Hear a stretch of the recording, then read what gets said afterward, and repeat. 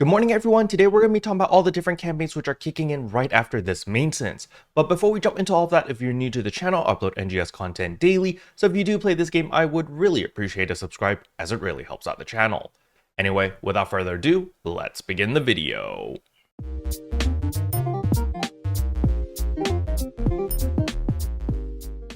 So the very first thing I want to go over is the urgent quests are no longer just mining rig defense, they have all been replaced with the urgent quest haunted domain, which is the new seasonal urgent quest. And this is really good because, I was getting really tired of mining rig defense, and I'm glad to see that we're finally getting a new urgent quest. Now do keep in mind that the Retem region's urgent quest haunted domain is going to be the only urgent quest that you can get in the Retem region for the next 2 weeks. As you can see here, from October 18th all the way until November 1st, this is going to be the only urgent quest available as it says here. Please note, no other urgent quests will be available in the Retem region during this period. So just understand that we will only have the seasonal urgent quest in Retem. The next thing I want to talk about is, of course, we finally get confirmation of Grand Dread Keeper. I've been hearing rumors about this since like 3 weeks ago, and I was like, is this item real or not?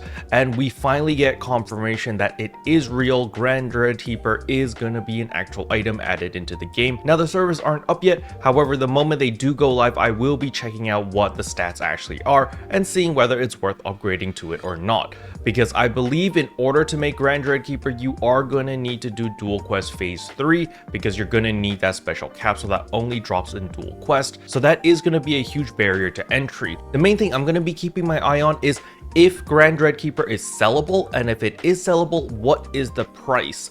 Because depending on that, it might entice a lot of people to gear up to do Dual Quest, which means that if you do have any of those Defi capsules Phase 3s, you can make a nice little profit off that. Or if you want to farm Dual Quest in order to farm up for all your Grand Dread Keepers because you want to sell them for profit, it might be worth investing. So we're going to need to see what stats the Grand Dread Keeper actually gives, because if it doesn't give any damage, I don't think many people are going to be inclined to use it. The next thing I want to talk about is the Spriggan Collab campaign. This is relatively straightforward. All you need to do is log in every single day. It does last for quite some time. It literally lasts for more than a month, but all you need to do is log in a total of 7 days. Remember, it does not need to be 7 consecutive days. It can be any 7 days throughout this event period, and you will get a bunch of build parts as well as a lot of star gems. The next campaign is an AC purchase campaign. It's relatively straightforward. You just get a bunch of boosters over here, Arms Refiners 2, as well as an SG Legacy coordination badge for hairstyles if you top up a total of 12,000 AC, which is $120.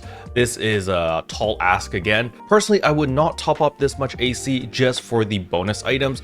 If you were going to top up anyway, then go ahead. However, if you're going for these items specifically, it is definitely not worth topping up $120 just for these items over here. The next thing I want to talk about is premium user PSO2 day is coming right around the corner. As we can see here, from October 22nd to October 23rd, it is going to be premium user PSO2 day, which means if you are a premium member, you will get a 20% EXP boost as well as a rare drop rate plus 50%. Again, I just want to remind everyone the rare drop rate plus 50% does not apply to the CL exploration.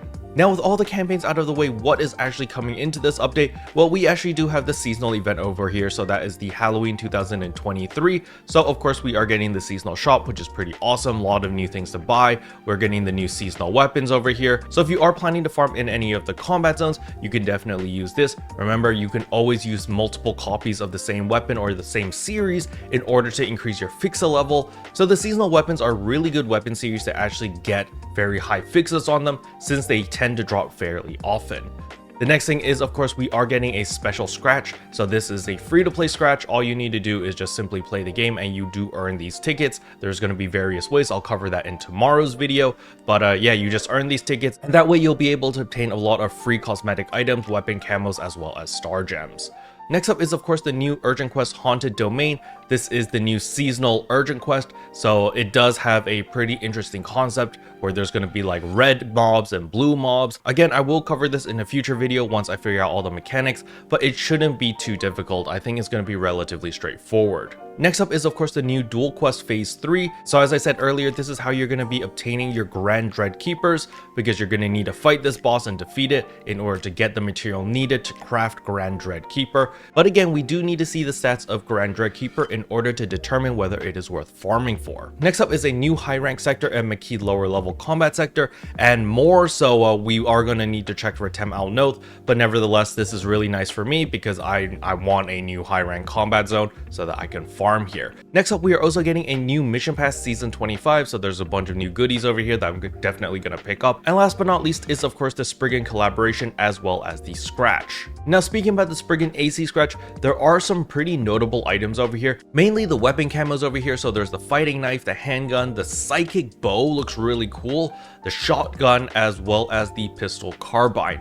So these weapon camos definitely look pretty promising, as well as the male hairstyle. So type 1 is looking pretty good from the collaboration. There are some pretty nice looking hairstyles over here, so that is pretty promising. Special thanks to all the members for supporting the channel. It really means a lot to me. Thank you again. But yeah, that's all I wanted to cover in today's video. Hopefully you guys found it helpful. If you did, I would appreciate a like and a subscribe, and I'll see you guys in tomorrow's video. Bye.